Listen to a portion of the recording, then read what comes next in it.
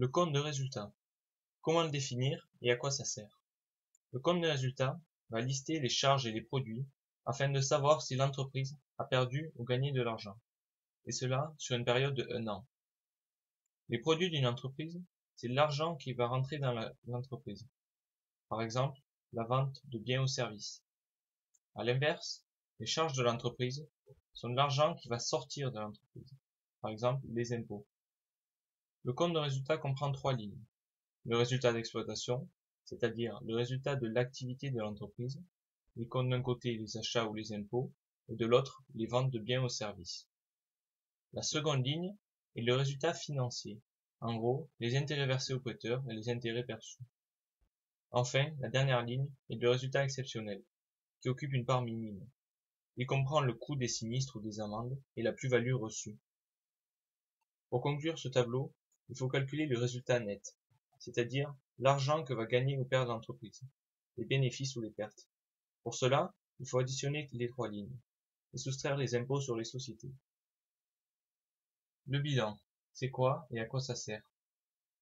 Le bilan est une photographie du patrimoine de l'entreprise à une date donnée. Il va permettre de savoir quelle est l'origine et l'utilisation des fonds de l'entreprise.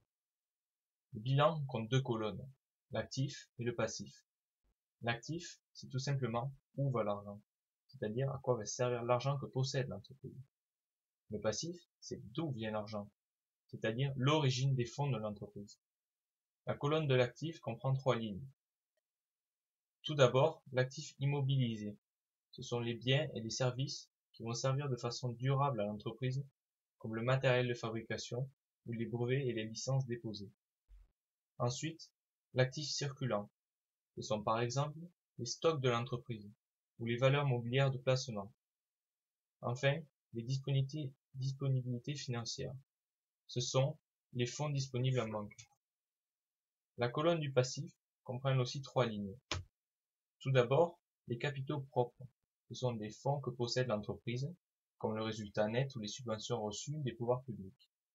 Ensuite, les provisions pour risques et charges, qui sont destinées à couvrir des risques identifiés ou d'autres charges futures. Et enfin, les dettes, c'est-à-dire toutes les dettes envers d'autres institutions. Ce tableau se termine par le total de l'actif et le total du passif. Si les deux totaux sont égaux, on dit que les comptes sont équilibrés.